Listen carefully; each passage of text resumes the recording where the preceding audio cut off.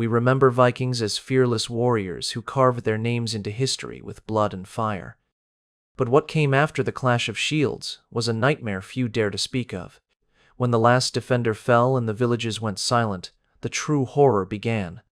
Not for the men whose deaths were swift, but for their wives. For those women, life itself became a punishment worse than the grave. The sagas rarely speak of it, and the chronicles fall silent. But archaeology does not lie. Shackles sized for women's wrists, receipts of flesh carved into stone, and mass graves tell the story of what awaited the wives of the defeated. They weren't seen as people. They were spoils, property, breathing trophies of conquest. And in the hands of the Vikings, their fate was far more terrifying than death itself. The image of the Viking warrior charging into battle has long dominated our understanding of the Norse world. But the battlefield was only the beginning of their story.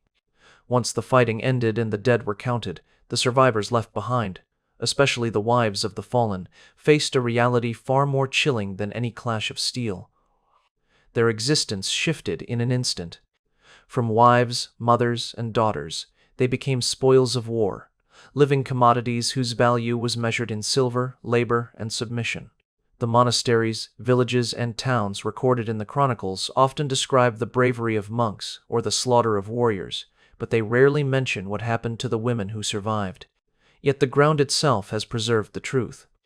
Excavations at Dublin's Wood Quay uncovered shackles small enough to fit a woman's wrists, iron collars, and storage pits that once held human beings like cargo. This wasn't incidental brutality, it was infrastructure. Viking raids didn't only seek gold and relics, they targeted flesh. Women were an essential part of the Viking economy. Runic inscriptions unearthed in Schleswig record prices with cold precision: 20 silver pieces for a young, healthy woman, 15 for a mother, and less if the captive was injured. These weren't exaggerations or hearsay, they were receipts carved into stone, proof of human beings reduced to inventory. For the wives of defeated warriors, death would have ended the suffering. Survival meant being bound, chained, and dragged to markets where their fates were sealed before crowds of strangers. But even being sold was sometimes considered a form of fortune. In 862, a Norse raid devastated the settlement of Portmarnock in Ireland. The Irish annals record 47 men killed. They remain silent about the women taken from their homes. Yet soil samples from nearby bogs have told a darker tale. The remains of 23 women, all bearing marks of deliberate, systematic violence, were discovered. These weren't chaotic battlefield deaths. The fractures on skulls, the broken ribs, and the defensive wounds on forearms all point to prolonged, ritualized cruelty. These women were executed, not swiftly, but slowly. They were trophies, reminders that the Vikings had absolute power over not only the land they raided, but the bodies they conquered. The brutality was methodical. The law codes of Iceland, compiled in the Gragas, make it explicit. Within 3 days of capture, a Viking had the right to claim a woman as his own, kona ignuthi, a claimed woman. Her resistance was irrelevant, her voice silenced by law. If no one claimed her, other warriors could fight for her possession, like livestock at a market stall. Children born from such forced unions were legitimate by law, no matter the violence that conceived them. In these rules, the line between war and family, between conquest and marriage, disappeared. This practice wasn't hidden, it was embedded in their society. To the Viking mind, a wife was not simply a companion, but an extension of a man's wealth and honor. When the man fell, the woman became part of the victor's spoils, a breathing reminder of victory. Archaeological digs across Scandinavia reveal not only the bones of warriors, but the bones of women found buried alongside them, showing evidence of trauma. These weren't ceremonial burials of honored wives, they were captives sacrificed to accompany their new masters into death. For the wives of defeated warriors, life after battle was not a gift, it was a sentence. Shackles, forced marriages, and ritual killings awaited them. And the chilling reality is this: what was written in sagas as silence has been uncovered by archaeology as undeniable truth. By the 9th century, Viking war culture had codified rules that turned women into possessions as surely as captured gold or cattle. The chronicles of Anglo-Saxon monks record the battles, the victories, the burning of churches, but they rarely dared describe what followed. It is in the Icelandic law codes and the silent testimony of bones where we uncover the darker truth. A warrior's death was not the end of his household. His wife, if taken alive, was absorbed into the victor's estate by law. The term kona egunutha, a claimed woman, appears in early Icelandic texts. The process was chillingly bureaucratic. The captor had 3 days to declare ownership before witnesses. After that, the woman could be contested, fought over by other men. Her humanity dissolved into legal frameworks. To the Norse mind, she was no longer a person but a breathing asset. These legal codes left no space for refusal. The marriage was valid, whether the woman consented or not. Children born of such unions were recognized as legitimate heirs, proof that the rape was not just permitted but sanctified by law. The chronicles remain silent, but the Gragas law codes speak clearly. Sexual violence was institutionally protected, and for the wives of defeated warriors, it was inescapable. But forced marriage was not the worst fate. Archaeological digs at burned monasteries and settlements across Ireland and England show patterns that point to ritual killings.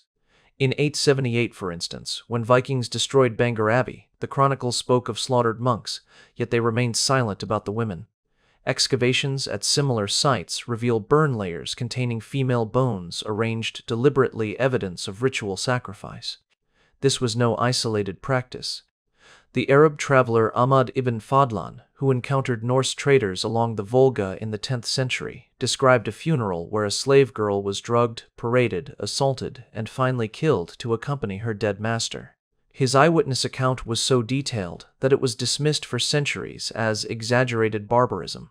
Yet modern archaeological evidence, strangled female skeletons found in Scandinavian ship burials, traces of sedative plants like henbane in their teeth, confirms his words. The brutality was real, and it was systematic. To the Vikings, women were more than property. They were vessels of ritual. When a great chieftain died, his possessions, horses, weapons, and sometimes his women were burned with him. They were transformed from spoils of war into sacrifices for the afterlife. Death, in these cases, was not mercy, but performance. The drugs administered before these rituals hint at a twisted sense of order. Henbane seeds found in burial sites produce hallucinations, compliance, and confusion. The women, already captives, were stripped not only of their freedom, but of their final clarity of mind. They went to their deaths in visions, poisoned into submission. Perhaps this was mercy. Perhaps it was cruelty layered upon cruelty. Even children were not spared. Excavations at Viking encampments, such as Thetford in England, have uncovered infant bones in midden heaps, showing clear signs of deliberate killing. These were not stillbirths. The skull fractures reveal intentional blunt force trauma. These infants were the children of forced unions, evidence of systematic rape erased before it could grow into life. For the Vikings, this was not personal vengeance. It was procedure. If a mother was property, her child was property too. If the child could not work, the child died. This grim efficiency extended across Viking-occupied lands. Archaeology at Dublin reveals infrastructure designed to hold captives long-term, stone warehouses with drainage systems, not for water but for human waste. These were not temporary pens for prisoners of war. They were holding centers for a trade in flesh that stretched from the North Sea to Baghdad. For the wives of defeated warriors, forced marriage was one destiny, sacrifice another, and motherhood itself could become a death sentence. And each of these outcomes was not random cruelty, but a carefully structured system that bound women to the fate of conquest. By the mid-9th century, Viking warfare had evolved beyond plunder and glory. Raiding was no longer just about burning monasteries or seizing treasure. It had become an industry. And at the heart of that industry was not gold, not silver, but human flesh, especially women. Dublin was the epicenter of this transformation. What began as a settlement of raiders grew into a hub of commerce, a processing center for the human trade. Archaeological excavations at Woodquay reveal foundations of vast warehouses, drainage systems built to manage the waste of hundreds of captives, and iron shackles designed for long-term restraint. These were not improvisations. This was infrastructure built to handle steady shipments of human cargo. The dendrochronology of the Dublin wharves, the scientific dating of timbers, shows decades of continuous rebuilding and expansion between 841 and 970. Each expansion meant increased capacity, more ships arriving, more captives processed. The Viking slave market was not occasional brutality, it was sustained industry. Ships sailed weekly from raided coasts, England, Ireland, Scotland, Wales. Captive women were marched in chains, sorted by age and condition, and given prices like livestock. Young, fair-skinned women commanded the highest rates. Older captives, or those injured in the raids, were sold cheaply or sent eastward, where demand still made them valuable. Arabic sources from the 10th century describe Norse traders arriving in markets as far as Baghdad, offering Celtic and Germanic women as exotic luxuries. The routes that carried this trade were vast. Norse longships moved down the rivers of Russia through Novgorod, Kiev, and the Dnieper until they reached the Black Sea and beyond. Carved rune inscriptions from these regions list human cargo alongside furs and amber. 20 women per ship was considered a standard load. The scale is staggering. Thousands of women transported across continents, their identities stripped, their lives reduced to columns on shipping manifests. And the brutality of this system extended far beyond transport. Those women who survived the journey often found themselves in unfamiliar worlds. Some were used as concubines in Norse settlements across Scandinavia. Others were funneled into Islamic courts, where their value as foreign or exotic captives fetched immense profits. Still others were forced into breeding roles within Viking colonies, their children used to secure legitimacy and grow the Norse population abroad. The silence of written records is revealing. Chronicles describe cattle stolen, silver taken, and villages burned, but rarely what became of the women.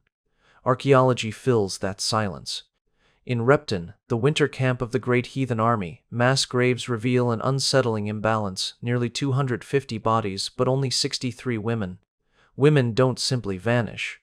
The isotope analysis of their bones shows many were not locals but came from distant lands, Ireland, Wales, even as far as northern Scotland. They had been transported, processed, dispersed. Those who died in captivity often left behind bones marked with trauma, fractured ribs, dislocated jaws, signs of prolonged assault. Forensic evidence shows these were not battlefield wounds. They were injuries inflicted in the aftermath, systematic, deliberate, repeated. To the Vikings, pain was part of ownership, and ownership was part of commerce. What made this system particularly chilling was its efficiency. Everything had been reduced to procedure. Market values, transport logistics, trade agreements, all documented in stone, runes, and contracts. Byzantine treaties with the Rus in 944 even specify prices for human cargo, confirming that slavery was not a sideline of Viking raids, but the foundation of international diplomacy and economics. The wives of defeated warriors were not just victims of violence, they were the backbone of a global network of exploitation. Every raid that began with fire and blood ended in accounting, where lives were tallied, priced, and shipped across seas.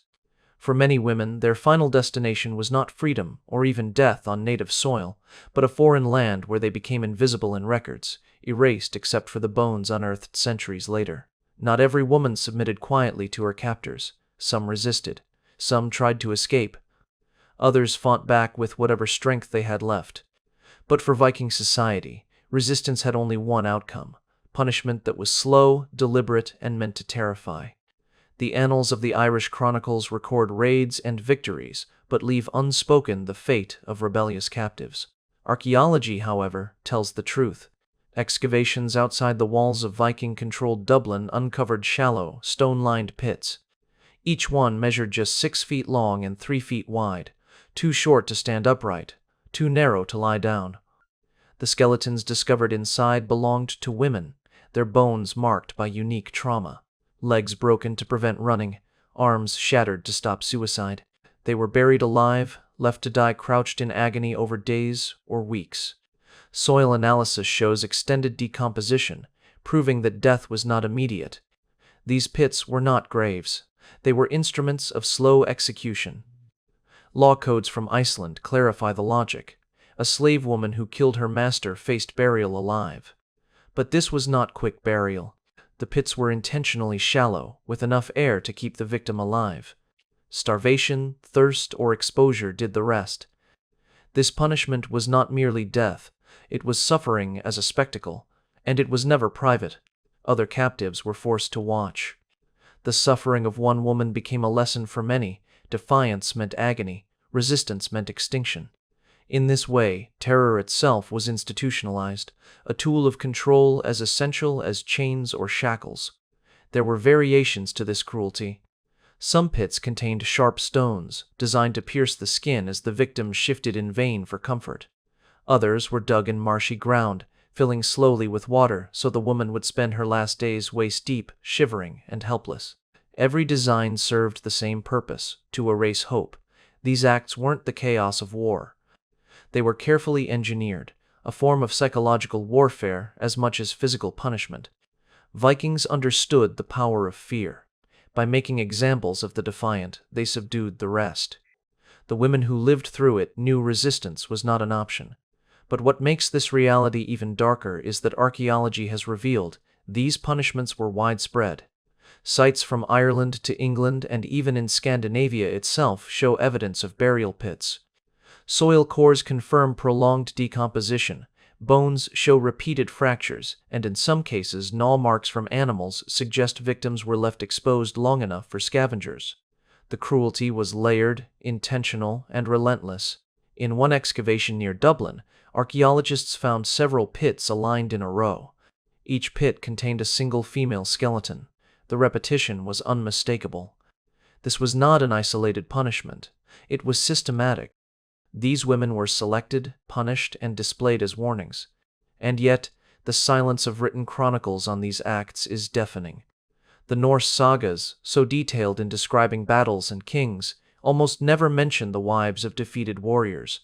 The absence itself is telling. The suffering of these women was not deemed worthy of memory. Their stories survived only in bones, in soil, and in the unflinching evidence of archaeology.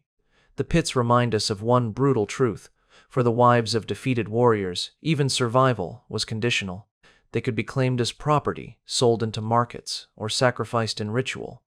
But if they resisted, if they tried to preserve even the smallest shred of autonomy, their punishment was to be erased slowly, painfully, and publicly. Death was not the worst fate. Living long enough to serve as a warning was far crueler. By the 10th century, the age of Viking conquest was beginning to fracture.